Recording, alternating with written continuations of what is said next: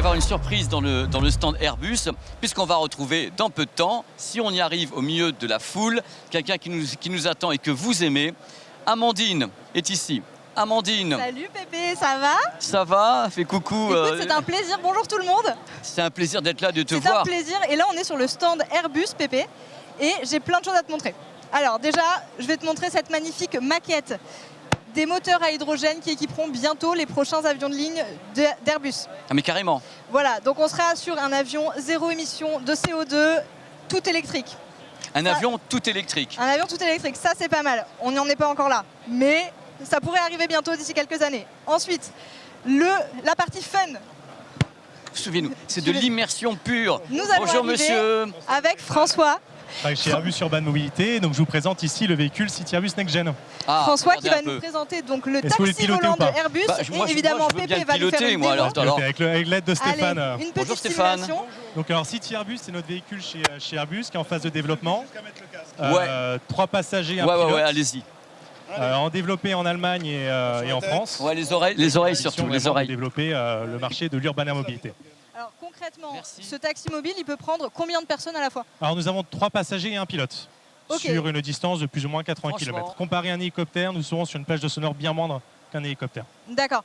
Du coup, ça signifie que par exemple, la nuit, là où les hélicoptères n'ont pas Oui. toujours le droit d'atterrir, ce genre de véhicule, C'est- il sera capable d'atterrir, il sera autorisé à l'ambition. atterrir. Enfin, déjà l'ambition, c'est de faire un design to noise, c'est de s'assurer qu'on ait le véhicule le moins bruyant possible. Et après, en collaboration avec les communautés locales, avec le gouvernement et les villes, trouver le meilleur cas d'application. D'accord. Que ça soit de jour. Alors, de notre côté, juste si je fais un step back, cas d'application transport de passagers, c'est ce que ici votre collègue le fait. Donc Dans là, un- Pépé est Ouais. conducteur de taxi. Exactement, conducteur de taxi, Ok. franchement, ça lui va bien. Et dans un deuxième temps aussi, on regarde les applications médicales. Ok. Parce qu'on voit énormément d'opportunités d'utiliser ces nouvelles technologies électriques volantes pour du transport de médecins, transport d'infirmiers, transport d'organes, poche de sang. Donc c'est vraiment au-delà de juste taxi volant, si je me permets. Et on est à quel niveau en termes de vitesse? Alors sur ce véhicule-là, dans un premier temps, ça sera le premier de la famille Airbus. Ok. On en aura d'autres. Et celui-ci, on est sur une vitesse de croisière de plus ou moins 150, 120, 150 km/h. Ok, donc c'est pas mal déjà. Vitesse de croisière, pas vitesse max, Ouais. vitesse de croisière. D'accord. Et ma dernière question, c'était potentiellement quand est-ce qu'on les voit dans nos villes? Quand Ah, est-ce qu'ils sont mis en Très application? bientôt, très bientôt. Donc déjà Airbus, où est-ce qu'on en est? On a déjà développé 2 démonstrateurs. Ok. Et là, on est en train de développer le prototype pré-programme, si je me permets, qui a déjà été assemblé. Vous pouvez D'accord. trouver des informations sur Internet si intéressé. Et l'ambition, donc déjà dans un premier temps, c'est de le faire voler cette année. Et après, de le mettre en service sous le bon niveau de sûreté dans les prochaines années. Donc ça arrivera dans les prochaines années. Ok, donc d'ici quelques Bientôt, années, bientôt. on verra des hélico-taxis dans le ciel. Exactement, enfin des eVTOL en effet dans le ciel, pour aussi bien des applications transport de passagers ou médicales. Ok, bah trop bien. Et c'est super, et oui, commence à maîtriser un peu la machine. Ah, c'est un conducteur né. Et là, vous voyez un vol au-dessus d'Osaka. Ok. Parce que, comme vous le savez, le Japon est le pays d'honneur cette année. Donc on a essayé de répondre à ce challenge. Et donc on vole au-dessus d'Osaka, qui au final qui sera une mission assez représentative. Là, on fait un départ de l'aéroport d'Osaka, D'accord. Kansai Airport, pour ceux qui connaissent. Direction, au final, dans ce cas-là, soit le château d'Osaka, soit des tours environnantes avec des D'accord. héliports. En termes de taille, ce genre d'engin, ça Alors, mesure combien? Très bonne question. Donc au final, on essaie de condenser le plus possible ce véhicule-là pour atterrir où la plupart des hélicoptères atterrissent aujourd'hui. Et on peut intégrer ce véhicule-là dans un cercle d'environ 15 mètres. D'accord. D'envergure. Oui, donc c'est quand même relativement restreint par rapport à un hélicoptère classique. C'est plus ou moins la même taille au final. D'accord. Plus ok. ou moins la même taille qu'un hélicoptère de même gabarit. Ok, bah super. Merci beaucoup François. Bah, grand plaisir. Et passez un super show en tout cas. Du coup, on va, je pense, migrer par ici. On va retrouver Marie. Donc je te laisse m'accompagner jusqu'à Marie Exactement, bah, on y pour va. passer le relais. Et on récupère Pépé, tu le viens avec pilote. Je ne sais pas s'il a, Allez. il a reçu le brevet à la fin, mais Sans Merci. on doute. aurait pu faire une petite photo si je me permets, non? Merci. Enfin, juste sur la vidéo. J'en doute pas. Alors on va, si je me permets, Merci. tu peux te lever, je te laisse te lever. Mais quelle On va star, faire une Pépé. photo un peu mytho. Et casque sous le bras. L'étoffe des héros, the Exactement. right Mais stuff. incroyable. C'est franchement une émission, j'espère que vous kiffez parce que là j'ai entendu ce que vous disiez, c'est passionnant quoi. Ouais. C'est un truc de ouf, c'est incroyable. C'est le futur, mais c'est demain.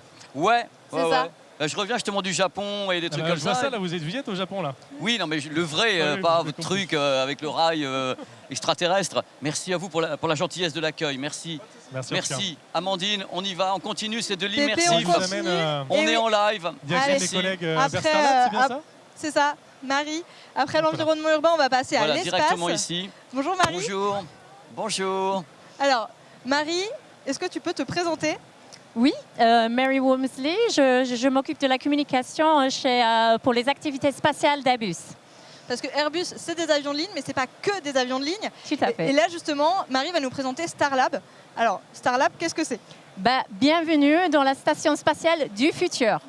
Quand l'ISS s'approche à sa fin de vie, à la fin de cette décennie, il y aura besoin de continuer à avoir un laboratoire dans l'espace pour continuer à faire des expériences pour améliorer la recherche sur Terre.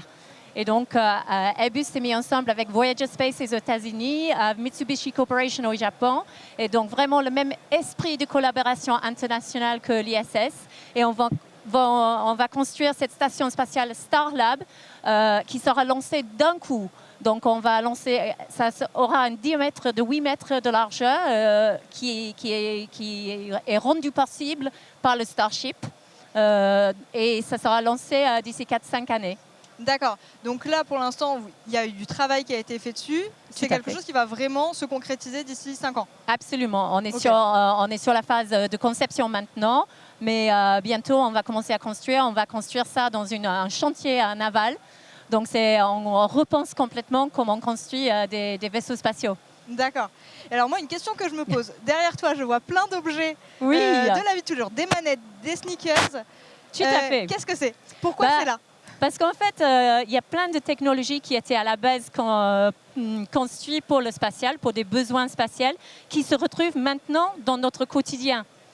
Donc, par exemple, ça.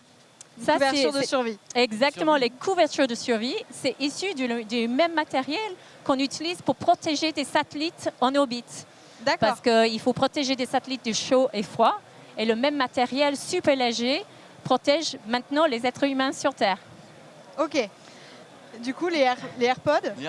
Oui, en fait, ça aussi, ça a été développé dans l'époque des missions Apollo par la NASA, parce qu'ils ressentaient le besoin d'avoir un moyen de communiquer main libre. Et donc, ça, c'est vraiment issu des missions Apollo, comme nos smartphones et tablettes d'aujourd'hui aussi. D'accord. Et alors, du coup, est-ce qu'on a d'autres objets? Je vois une manette de jeu. Oui, la manette, La c'était manette. aussi issu des missions Apollo, parce qu'avec les gants des astronautes, c'est difficile de manipuler. Donc, ils avaient besoin de pouvoir manipuler avec une main. Et donc, le joystick Ok. qu'on retrouve maintenant pour jouer aujourd'hui, c'était issu des missions Apollo aussi. Ok, d'accord. Et les sneakers? Ah, ça vient des moon boots, des Mais ça, pour le astronautes. coup, c'est plus étonnant. Oui, c'est plus étonnant. Mais pour marcher sur la Lune, il fallait pouvoir rebondir et marcher facilement. Donc, ils avaient des coussins d'air dans les D'accord. bottes. Et forcément, dans les sneakers, ça a été repris et développé pour mettre des coussins dans les sneakers. Ok, d'accord. Mhm. Bah, écoute, merci beaucoup, Ah, c'est Marie. formidable. C'était hyper intéressant. Franchement. Avec Mais plaisir. du coup, j'espère que tu as appris Non, mais que ce du qui coup, va y Airbus passer, c'est faisait quand aussi dans vous le avez- spatial. c'est quand vous avez dit, OK, a priori, dans 5 ans, ça me semble tellement court. Oui, c'est Parce clair. que c'est court comme temps, 5 ans. Pour Absolument.